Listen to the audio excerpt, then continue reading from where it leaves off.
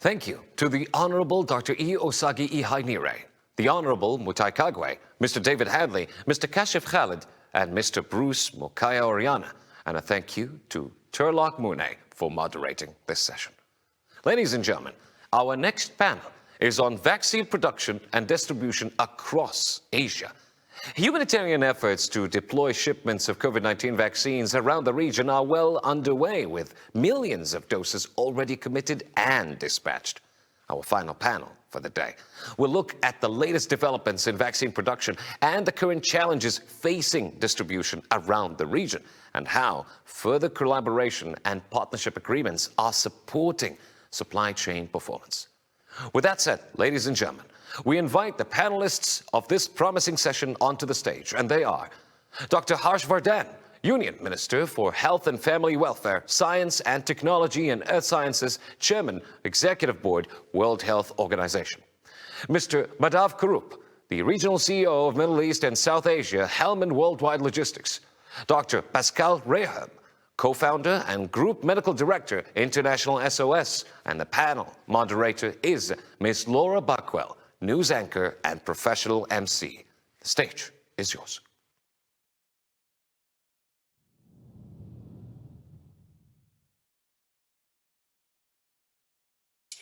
Well, thank you, Yusuf, for that very kind introduction. Thank you so much to the Hope Consortium and its partners, of course, for creating this essential platform and for having us all here today. Well, a very warm welcome to you all to our next session under the title of Vaccine Production and Distribution Across Asia. And yes, it's the final panel of the two-day Global Summit, where we're going to take a look at the latest developments in vaccine production, the current challenges facing distribution around the region, accessing and supplying remote locations across Asia, and how further collaboration and partnership agreements are supporting supply chain performance. And what a great pleasure it is to have our panelists join us today. Thank you so much for making the time to be a part of this much needed discussion. Well, first and foremost, I'd like to start with His Excellency Dr. Harsh Vardhan, the Union Minister for Health and Family Welfare, Science and Technology, and Earth Sciences for India. He's also the chairman of the executive board at the World Health Organization. A great privilege to have you here with us today. Now, India is home, of course, to the largest vaccine production assets in the world. So how is India scaling up production of COVID-19 vaccines? And how are you working with local and international partners to ensure the timely distribution of these vaccines? Thank you for posing this to me. You have rightly said that we are, even before COVID, we were helping 60% of the children of the whole world, and particularly the developing world, to have vaccines, and we were supplying 60% of the vaccines to the whole world. And during COVID also, you know, right now we have 2 vaccines in India which have been manufactured in India. One is by the Serum Institute of India. Another one is by the Bharat Biotech. These are the Covishield and the Covaxin.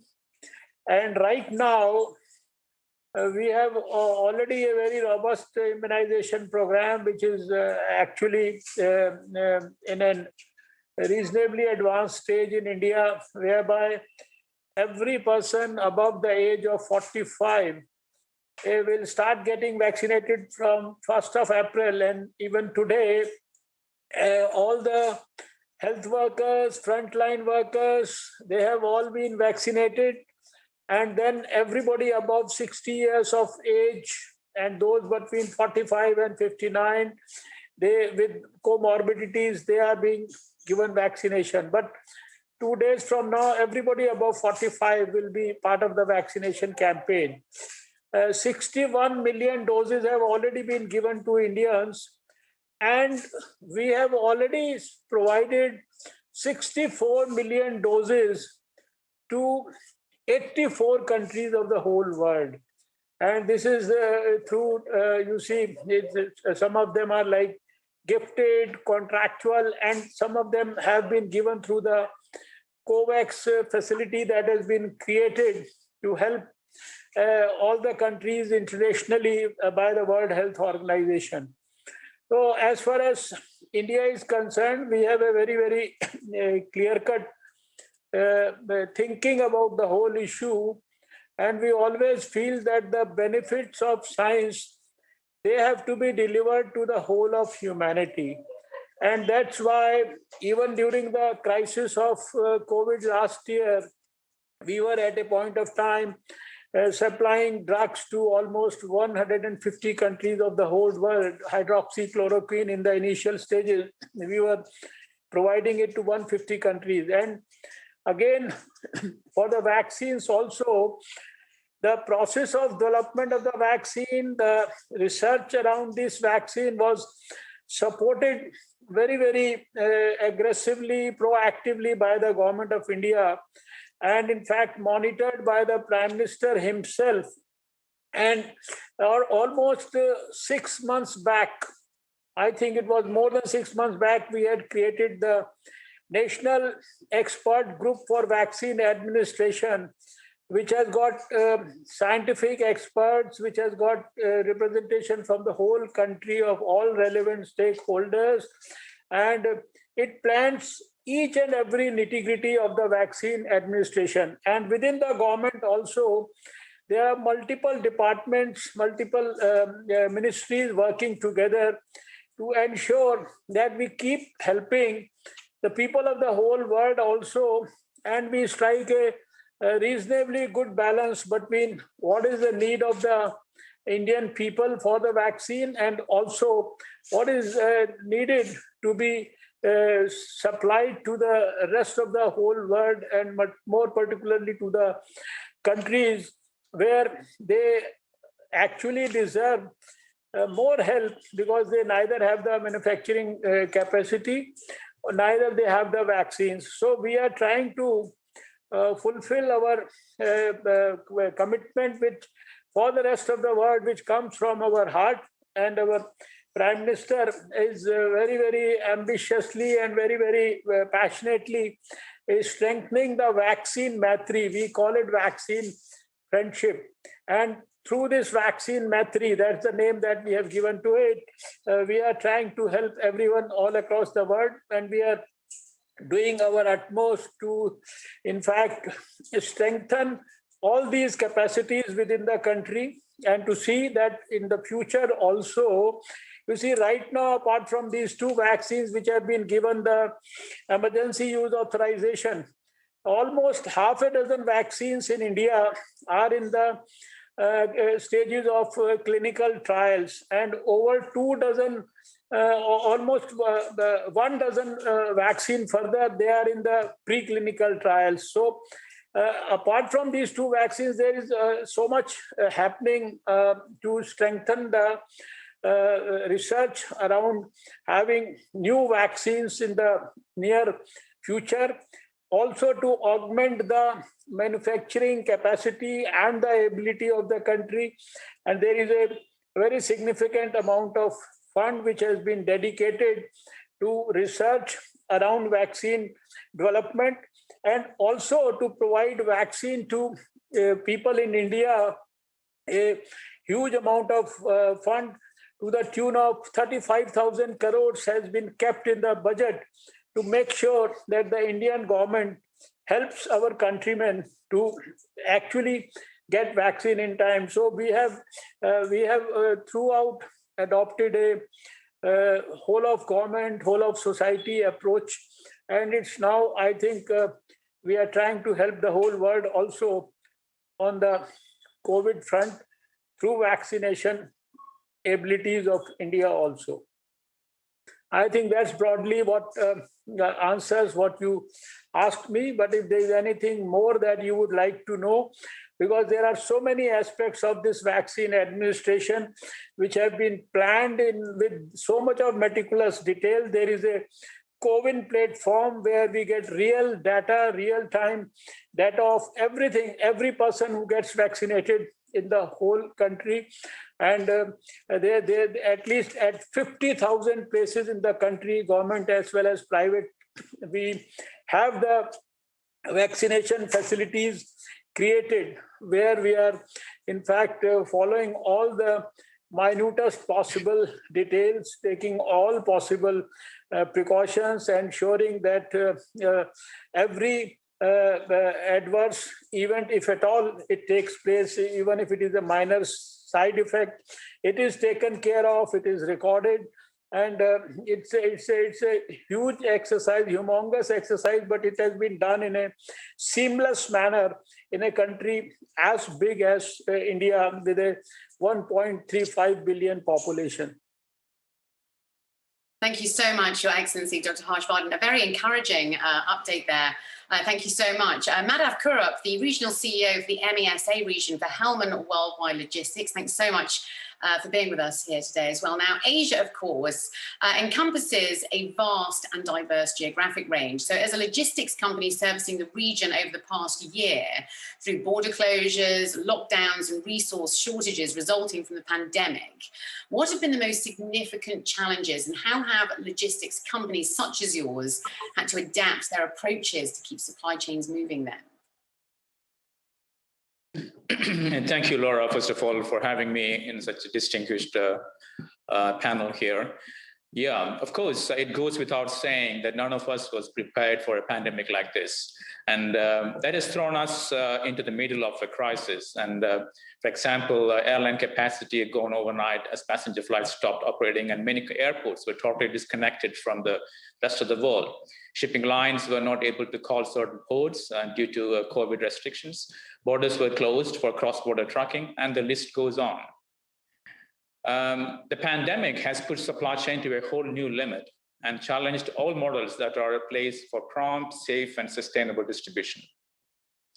Apart from painful public health implications, COVID-19 has actually crippled the economy with the lockdowns around the world. Speaking of healthcare logistics, the challenges were many, including safety of our employees, particularly the frontline workers, stock availability, cargo movement, and the capacity constraints, to name a few.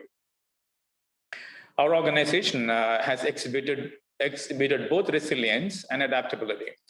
Our contingency response has primarily focused on teams' safety, and secondly, on ensuring uninterrupted supply chain to our customers. We have revalidated our service model to include a robust and a secure approach to storage and distribution, accommodating sometimes temporary space for stocking up, finding alternative freight options like running our own charters and full charters and part charters, but relying on our already tested and proven healthcare expertise, we have prepared for a vaccine phase.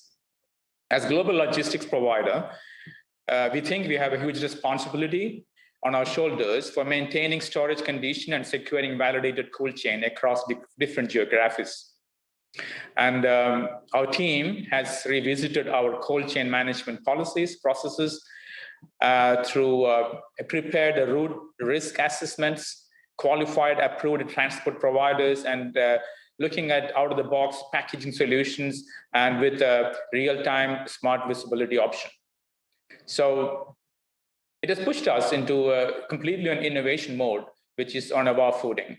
Our strength has always been creative solutions and profound expertise in healthcare logistics. For example, our real-time temperature monitoring capabilities, our integrated with supply chain solutions, and Hellman's control tower offering real-time intervention should any in-transit deviations occur.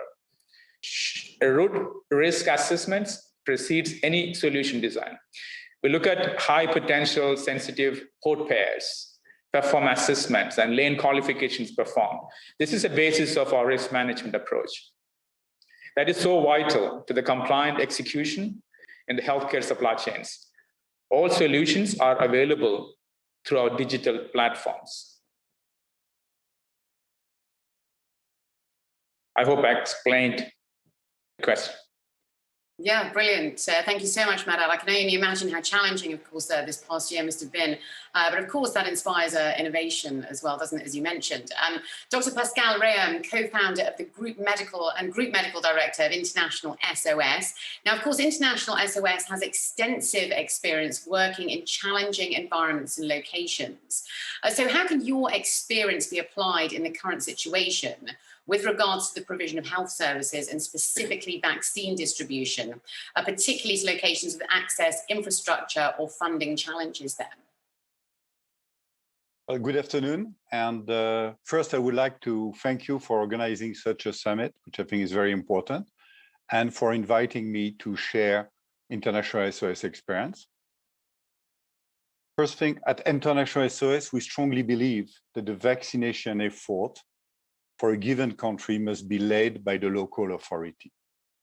However, the government resources in many countries are already stressed and challenged by the burden of COVID-19, and the government still need to address all other health issues. Therefore, what we recommend, and we have been able to work together with government in many countries, is a public-private partnership operating within the national guideline. We think that the private sector should be engaged to complement and relieve government effort. I will just give you two examples, which are happening at the moment, right at the moment. Since few weeks, the Republic of Papua New Guinea is facing a sudden, very, very sudden outbreak of COVID-19. The Australian government has offered some support, which has been accepted by the PNG government.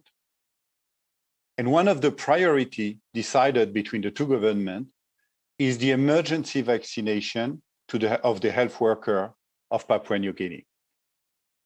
To deliver this quickly, it's being done in a question of days. Efficiently, the Australian government has leveraged with the resource of the Australian private sectors, including companies like ourselves, which are already operating in Papua New Guinea. And therefore, in a real very short time, we have been able to start vaccination in PNG.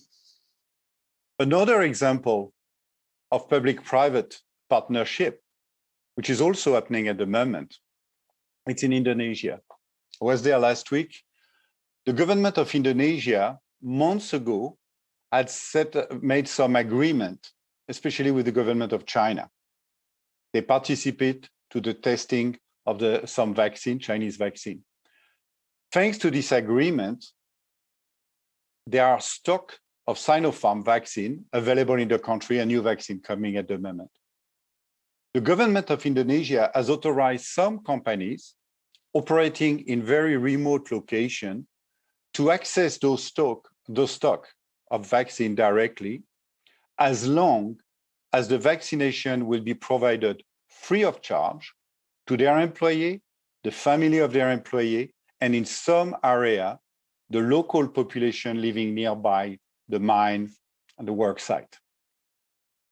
Several international clients have engaged with this program. So at the moment, on behalf of our client, we have designed a program to deliver and administer the vaccine to those populations using our established work site health infrastructure and leveraging our existing community outreach program. The International SOS team, which were on site already, have been supplemented by other staff. They have been trained in a very short time to follow the international guideline and have been certified by the local health authority. As Madam just mentioned, our supply chain team have identified what we call the weak links in our supply chain due to the specific requirement of those vaccines, and we have reinforced them. In leveraging those existing human and supply chain resources, the mining company got the vaccine to their employee and family living in very remote location in a very timely and cost-efficient manner. And at the same time, it did not use public resources which are able to be focused on other areas of the country. Dr. Pascal Rayam, co-founder and group medical director of International SOS. Thank you so much. Great update there. Thank you. Well, as we've heard throughout the two-day summit, of course, we're experiencing pretty much the biggest global logistics challenge in history. And the Director General of the WHO yesterday spoke about, of course, the importance of coordinating a global response. So, Your Excellency, Dr. Harsh Vardhan, how do you see global powers coming together then to operate and supply vaccines worldwide within the current situation?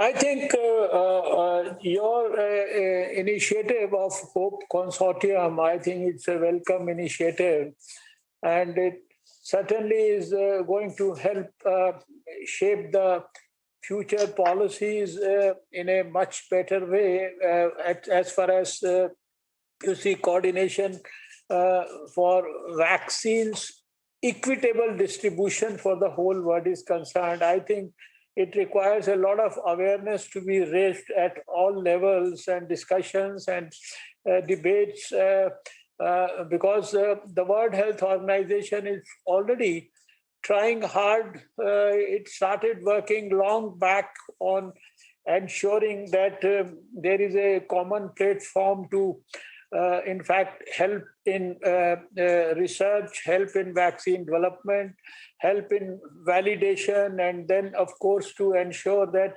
all vaccine manufacturing countries of the whole world, they are on the same page, they are on the same platform, and then everyone is committed for equitable distribution of vaccines to every part of the world, to every country, and COVAX, through the COVAX facility.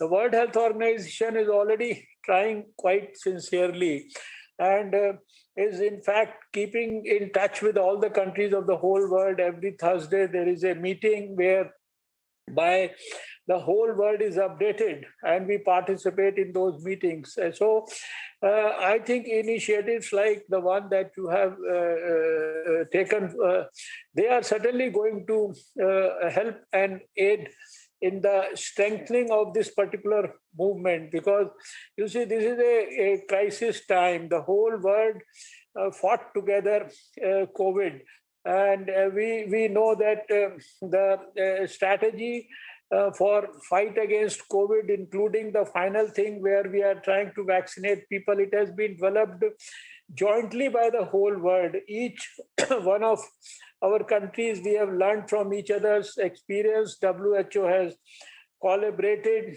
and ensured that there are, you see, national guidelines, international guidelines, and we work on those guidelines. We learn and improve upon what we are doing with each other's experience. And similarly, for the vaccines also, the whole process of its manufacturing, starting from development to manufacturing to its supply to the rest of the world, and then, of course, to ensure that they are finally delivered through the best possible cold chain mechanisms to the people of this world. It's all being, it has been a very huge exercise and very meticulously and very successfully done till now. And there is certainly a need for this whole exercise to be scaled up, and for people or for the countries where we expect more support for the rest of the world. That's what WHO has been expecting and demanding also. I think we need to keep reviewing, introspect, and ensure that every human being on this planet is helped. I'm sure that with efforts like this, we shall certainly be moving forward towards a good quality synergy and a good quality coordination and collaboration, which will ultimately help us in coming out of this COVID crisis in the whole world. Thank you, Your Excellency. Yeah, it seems that collaboration really is the only way forward. Madhav Kurup, let's talk about the unique requirements of COVID vaccine transport, including but not limited to cold and ultra-cold storage requirements, for example. What do you see as the biggest challenges facing logistics providers and freight forwarders as you work to deliver vaccines, whilst at the same time monitoring and maintaining vaccine integrity? And what do you see as the biggest bottlenecks in terms of distribution, particularly when it comes to Asia? Yeah, so we all are aware of the issue of accessibility to the COVID vaccines for all the citizens of the world. Still remain a concern. I think Dr. Pascal mentioned about what's happening in the rest of Asia, which is encouraging to hear. But we all know there are still concerns around there in certain countries when all of them will be vaccinated. But if we take Asia and Southeast Asian countries, I would still say there are still concerns there and the accessibility. I hope great initiatives like Hope Consortium and COVAX, like His Excellency Dr. Harshvardhan mentioned, is going to help in addressing those problems. We all know that no one is safe until everyone is safe. Just from a logistics point of view, I will maybe categorize a little bit down to cold chain management.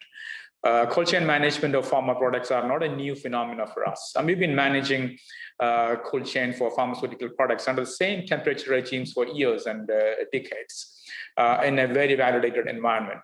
So we already have a tested and proven global cold chain in place for pharmaceutical transportation. For example, we've been operating a hub in UAE through a validated process since more than 10 years, using Dubai as the hub for the rest of the region that covers Africa and other Middle Eastern countries. The new challenge, however, in this case, is the capacity and compliance, to a certain extent, the cost as well. Also, the distribution process direct to the patient around the world without validation process of the route, and also without any existing data. That's a challenge. To establish a validated process to that scale across the globe in such a short span is a massive challenge. This requires partnership between various stakeholders and support the humanity without leveraging on any competitive advantages here. But we also need to look at the vaccine waste. I'm sure the minister will be very much aware of the issues, even in India, the vaccine wastage risk. With unprecedented pressure for mass production and distribution, we cannot afford a product wastage. Every vaccine shot wasted is a missed opportunity for inoculating someone else somewhere. With high level of vaccine hesitancy persists in many countries, planning the right level of quantity for each location is the challenge. This results in vaccine wastage mainly due to lack of infrastructure available for return process management. Also, a regulatory and control mechanism in place to ensure proper destruction management, to ensure that wasted vaccine is not going into the wrong hands. Of course, the threat of counterfeit, there is also a higher risk of deviation and counterfeiting, requiring security solutions for serial numbers, tracking, and potentially using blockchain technology to track these serial numbers. We hear counterfeit vaccines are now sold online outside the authorized registered vaccine program. Also, threats of diverted products from supply chain, questioning their authenticity and storage conditions. So this is where the alliance like Hope comes as an effective model to address such challenges. We also know the other issue is the healthcare workers and the medical equipment availability. Apart from the challenge of availability of vaccine, in many areas, there is a scarcity of resources in healthcare workers and syringes and medical supplies required for inoculation. And here, we cannot emphasize more on the need of support of NGOs as well as aid organizations. Governments cannot do everything. And NGOs have played an imperative role in history to fight earlier pandemics. This is no less serious than the previous ones. So aid organizations like Dr. Pascal's organization, SOS, offer important service and support in developing countries by providing medical staff and medical equipment to manage inoculation in these countries. So the challenges are, it's not really related to the actual supply chain management process. we are managing millions and millions of tons, kilos of pharmaceutical products in a highly validated and highly regulated environment around the world for ages for all of the pharmaceutical products. The challenge here is the capacity and compliance and some of the other things that I mentioned here about the wastages and how you defeat the counterfeit, and of course, the availability of healthcare workers in certain countries around the world. So interesting. Dr. Pascal Rayam, I'd like to bring you in on this. So how would you advise to mitigate and manage supply chain risk for COVID vaccine distribution in developing countries then? Okay, thank you. I will say first, I fully agree with what have just been said. What I would like to insist on is that the first thing is to get the dose into the country, and that's the main challenge. And I think, again, we believe in the power of public-private partnership. So let's see, the dose to arrive in a country, that is mainly the responsibility of the government. They will be the one who own and control the stock of vaccine. In some countries, they can be helped, and they will need to be helped by NGOs and other organizations. But when the vaccine are in country, they need to leverage, again, the private sectors to be able to achieve success with this unprecedented effort. And the first thing to do is just to identify who has existing expertise in this. Obviously, when you have companies in countries, a pharmaceutical distributor who has been distributing polio, flu, other vaccine for the past 40, 20 years, those are absolutely the ones who are the best prepared to adapt their supply chain and create a COVID-19 supply chain. So the first thing is really to look at who are the best prepared. And because we are in time of crisis, government may also look at maybe less obvious support. You have people expert in supplying perishable goods to the most remote area of a country. They have a great experience in managing cold chain. They may not be able to adapt immediately to the standard, but why not trying to work with them to see whether they can help? I will just take an example. A few years ago in Africa, a well-known soft drink distributor, slightly the best known in the world, has been helping a lot in delivering bed nets to remote area for malaria prevention program.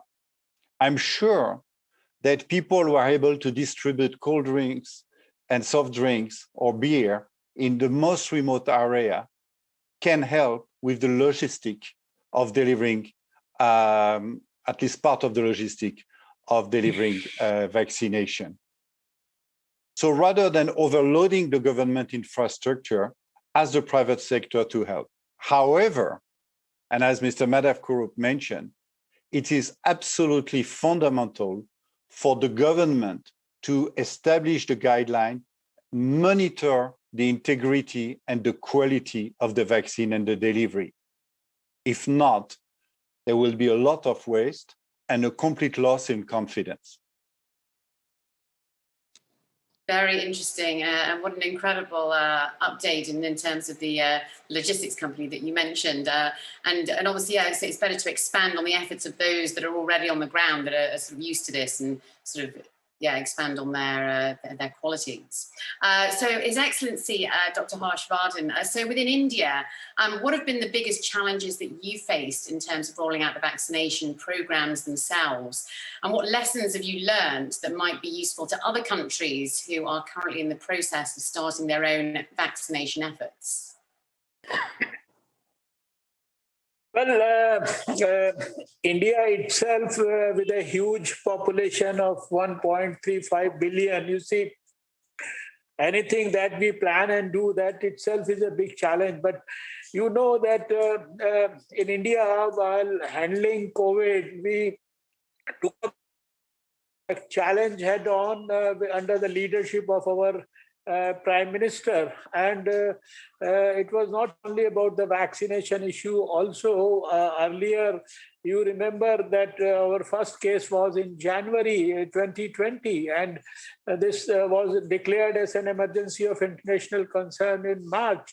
We started preparing much earlier than that. Even on 17th of January, we had given detailed advisory to every state in this nation. And on 8th of January last year, we had, within 24 hours of the WHO's declaration of a COVID case in China on 31st of December, we had our first expert group meeting, and then followed a series of steps whereby we created a movement of a sort where we, in fact, created all the capacity for testing, for laboratories, for drugs, for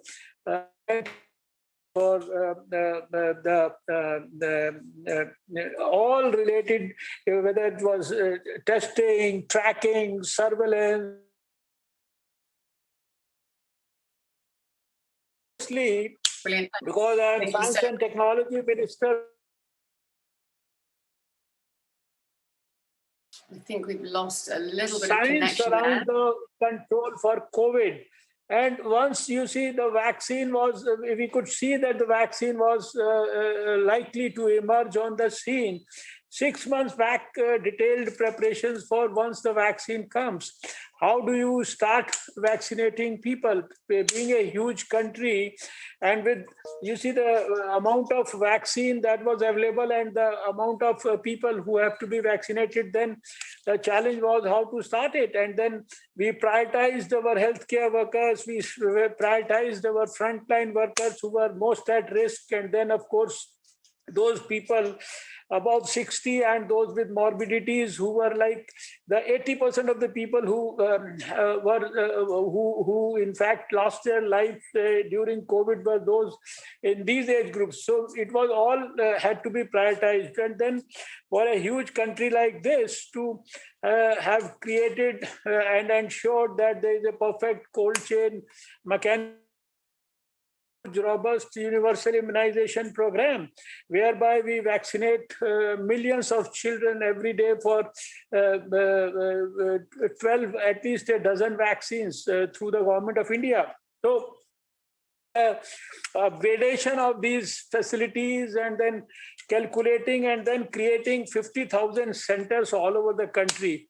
And then it was like training almost 7 lakh workers who are involved in the vaccination of COVID. So building up this capacity, creating task force at multiple levels, at the national level, at the state level, at the district level, and even at the block level. Also, it was, and then to ensure that using the digital mode and creating the COVID platform, we can deliver everything in a seamless manner, and that we can right now ensure. And then, of course, there was this this moral responsibility of striking a balance between what we do for our own countrymen and what we do for the rest of the world. So under the leadership of our Prime Minister, this challenge also we could overcome.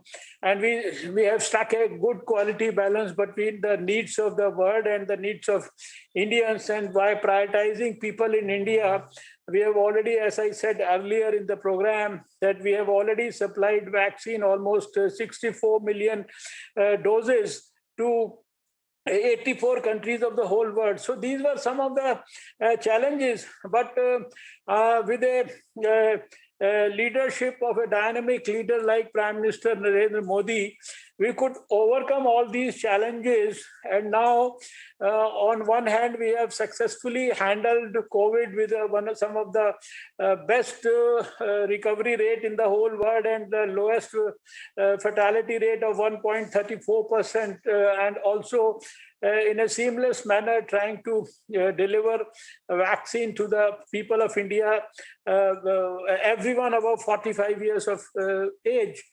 He can register himself through a platform, go to the nearest private or a government hospital. At a government hospital, he gets vaccine free of cost. And then even if he walks into a center, and the number of such centers in the whole country is almost 50,000. So you can well imagine that in a vast country like India, there were challenges at every level. But we tried to handle each and everything most meticulously, most scientifically, took the help of professionals, took the help of the scientific community. And as much as we call the year 2020 a year of COVID, we also call it in India a year of science, because I have seen the scientific accomplishments of the people in India. They have done us so proud. So we strong that if we try to involve the whole society, we try to involve the whole government and try to create a people's movement. That is what we tried to create in India for fighting COVID also, and now for vaccine also. We are trying to create a Jan Andolan. Now with vaccines, there are issues that cropped up earlier in the early stages of the vaccine delivery mechanism were about vaccine hesitancy and all those misinformation campaigns on the social media platforms, about which you see we had to encounter vaccine hesitancy, eagerness issues, etc., etc. But with good quality systems in place and diagnosing each and every issue very, very meticulously and finding solutions and actually providing treatment for those issues, we could ultimately overcome all these challenges. And we have in fact converted all these challenges and adversities into opportunities in India. And that's why we have been able to actually handle the whole issue quite successfully, we believe, till now, on both the fronts, handling COVID and also giving vaccination to our people to protect them for the future. It really is crucial, to learn from each other, especially in at the time at the moment. So yeah, thank you so much for your update on that. Madhav Kurup, tell us more about how partnerships like the HOPE Consortium are effective in helping to support supply chain efficiencies and optimization in the global distribution of COVID vaccines. And what role does the UAE play as a hub for vaccine distribution across Asia? Yes, we have to applaud the leading position of United Arab Emirates and the consortium have played in fighting this pandemic. The vision has been domestic and also international. The consortium has really set a structure and drew an efficient path for management and distribution of vaccine. As we heard yesterday from the panels, from the chairman of the Department of Health and also from the Abu Dhabi port. So the vision is really to have Abu Dhabi as a life science hub. And what is worth acknowledging is that this is not just a seizing ambitious opportunity, but most importantly, it is by large a collaborative humanitarian approach from UAE, attempting to support the neighboring countries. The consortium is playing an imperative role in managing complex logistics around vaccine distribution, ensuring safety and integrity of vaccine with a plan of around 18 billion doses of distribution in 2021 for different countries in need. Partnering with governments and NGOs and private sector, consortium has successfully pulled all stakeholders around the table and focused all efforts on combating COVID-19 rather than wasting time on competition and individual approach. I think you also asked the question on what is the UAE's role in this vaccine distribution. And managing a pharmaceutical cold chain hub, as I already mentioned, is not a new thing for UAE. It is actually a very well-oiled machinery. And it is easy to plug into this from a supply chain point of view very, very easily. UAE's vision and leadership position, in addition to the advantage of geographic location, the country plays an equally critical role in rendering UAE as a hub for vaccine distribution. The UAE's commitment and to alleviate this pandemic is translated in efforts made to upgrade the supply chain infrastructure in terms of airports, seaports, and most importantly, the seamless documentation processes to transit to Dubai.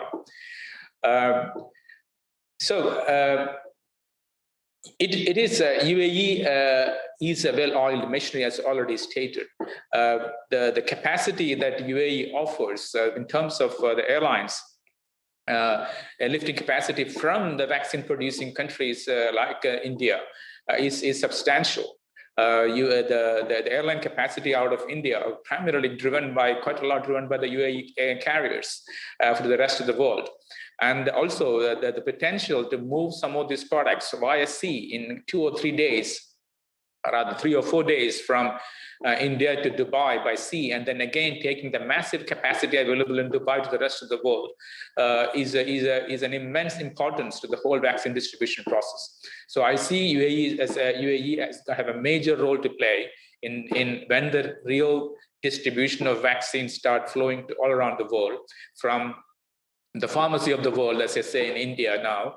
So it's going to be UAE can play a substantial role. Dr. Pascal, so how exactly are countries investing in capacity building to best support vaccination program rollouts? And are there any regions in particular that are of a main concern as well? Well, I think as it's a little bit too early, I will say, to make some definitive statement. I think it comes to an issue of having the fund, having the means to do something, and therefore the countries which are very much underfunded in public health today are the ones who are not doing very well with this crisis. I don't think, but what is encouraging is there are a few things that we have been able to witness.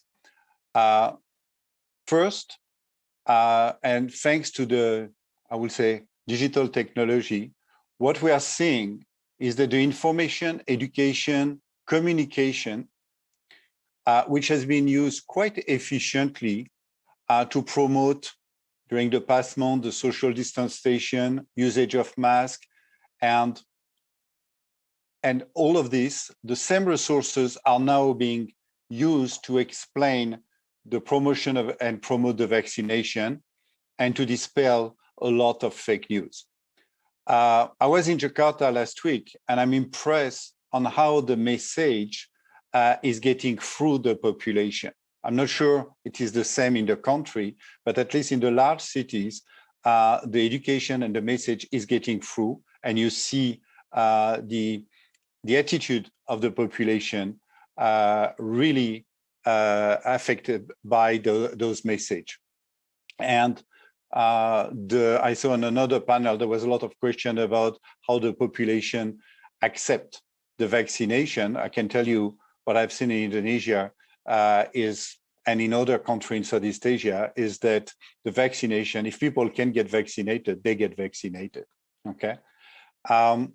What we are seeing also, which is encouraging in some countries, is that the public health infrastructures, which have been left under-resourced for so many years, some funds are now redirected to them.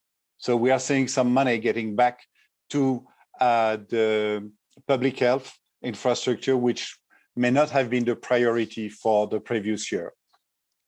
In the private sector, and we are witnessing this with some of our international SOS clients, the corporation have increased the money that they are spending to support the health of their employee. And this money is being used very quickly. Those additional funds are being used very quickly to reinforce resources, which are already involved in some program. But thanks to this additional fund, we are able to create education about COVID and push the vaccination as well as other programs. But rather, if I may come back to what Mr. Kurup was mentioning, I would say it's great to inject money, it's great to inject new resources, but there is a fundamental point that we need to be very cautious about, is to avoid wasting the dose, wasting the vaccine which are available. And so I will go back to the supply chain and having the proper process, this process needs to be supported by technology. So we need to have consistency in the information, consistency in proper data reporting. For every location, we need to assess the storage capability as well as the daily vaccination capabilities. This information needs to be made available to the central warehouse to make sure that one location is not overloaded with shipment. We have seen locations receiving shipment and the shipment were just wasted. So the last point, which has already been mentioned, we should not forget the importance of the training of the health professional. And rather than throwing health professionals, just let's train the one who are available, are already on the ground, to make sure that they know how to use what will be sent to them. Thank you, Dr. Pascal. Your Excellency, Dr. Harsh. Varden, back to you. I'd actually like to go back to this inspired initiative, the HOPE Consortium, which of course was founded to provide supply chain solutions to support the safe and efficient distribution of COVID vaccines. Do you feel that public-private alliances like this are timely in light of the global need to roll out vaccines to global markets?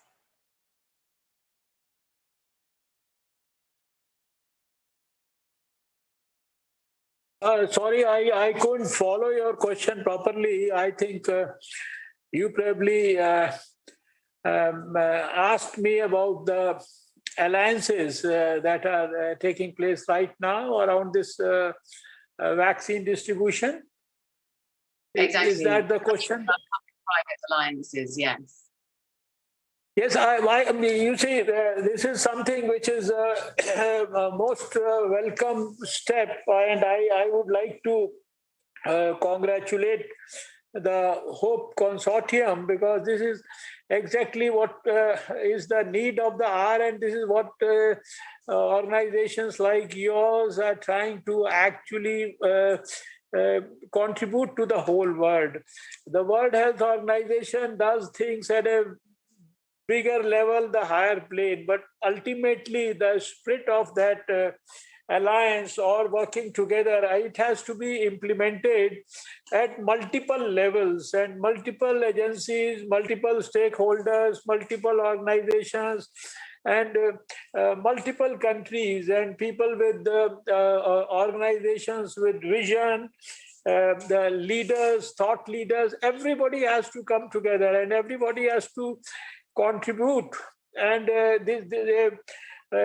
synergy of the highest level has to develop in this whole world, where if we have to really fight COVID, and I strongly feel that COVID has taught many lessons to this whole world, and we have learned to come out of the silos. We have learned to fight together, and when we are fighting together, we have been able to counter COVID in a much better fashion as compared to if we were not doing it together.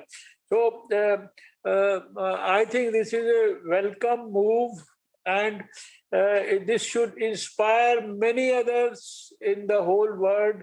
All those organizations and other consortiums who may not be right now focused on this particular aspect, they should all, for this crisis moment, focus on this aspect and contribute in some way or the other to ensure that there is a strengthening of relationships, there is a strengthening of strategy, there is a strengthening of joint strategy, there is a strengthening of movement around this fight against COVID, which should be aided and supported by everyone. So this COVID has brought forth for us all these alliances, and we are in the right direction.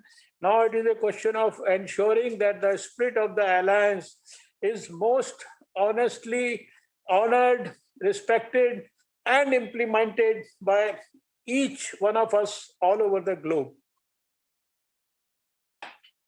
Thank you, Your Excellency. Now, sadly, we are running out of time, so I'd like to turn over to Madhav Kurab. As we close the session, please tell us your final sort of thoughts and the key messages you'd like our audience to go away with from our discussion.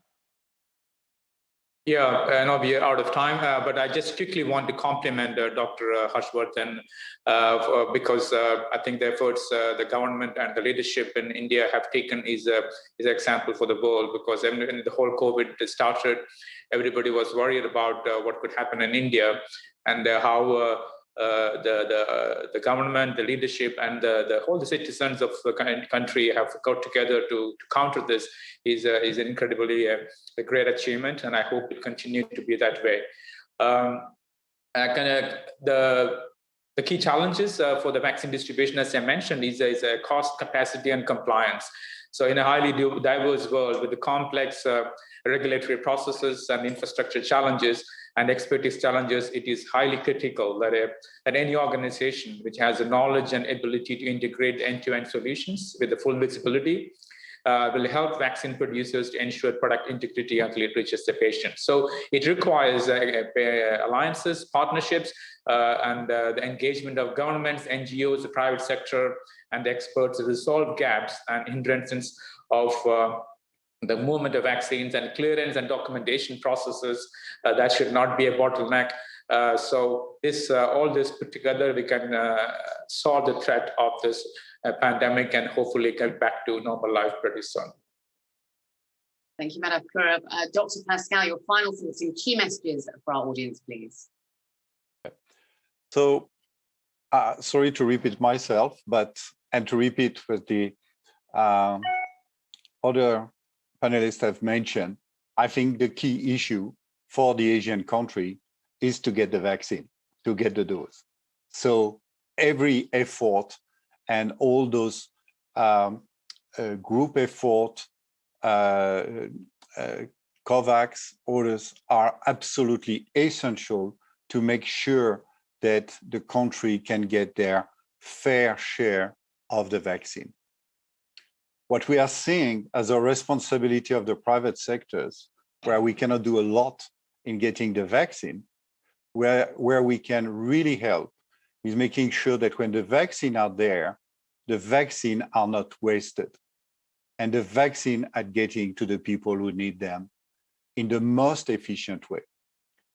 We have seen also that the new technology, digital, can help considerably in training, improving processes, and we need to absolutely digitalize all those supply chain, all those information, all the data reporting, again, to make sure that we are making the best usage of the vaccine, which will be made available to each and every country.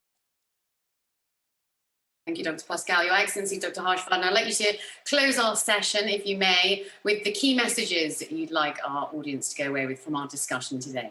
You see, my very small message would be, you see, when we were fighting COVID last year and when there was no sight of the vaccine on the scene, I used to tell my own fellow countrymen that don't bother so much and be desperate about the real vaccine. You already have a very potent social vaccine in COVID-appropriate behavior. This mask is a most potent vaccine. The social distancing is a most potent the social vaccine. And then, of course, hygiene around your hands, sanitizing your hands, etc. So the COVID-appropriate behavior was the most potent social vaccine, which is equally powerfully important even now. And now when the vaccines have come on the scene, they are being delivered to the people. The message for the whole world is that let us develop a Jan Andolan, people's movement around these vaccines, where we should all pledge to ensure that there is equitable distribution of vaccines and we are able to provide vaccines ultimately to people all across the globe. And also not forget, under any circumstances, COVID appropriate behavior, which continues to be the most potent tool to fight COVID at the moment. So that is, I think, the message that I would like to give in brief as a closing remark for this discussion. Thank you so much, Your Excellency, gentlemen. As mentioned, public-private partnerships, reinforcing existing infrastructure, careful analysis, as you mentioned, and identifying weak spots are just some of the vital components mentioned in our discussion today. As we depend on each other for prosperity and as we build on an inclusive recovery going forward. Ladies and gentlemen, that brings us up to date with vaccine production and distribution across Asia, a very detailed and impactful discussion there from our panelists who really have given us a truly unique insight, an update in our last and final panel of the day and of the entire summit. It really has been so interesting to hear from you all and what needs to be done. We do have to leave it there, sadly, but thank you ever so much once again for being with us here today and for sharing your thoughts and advice so openly with us. Thank you so much.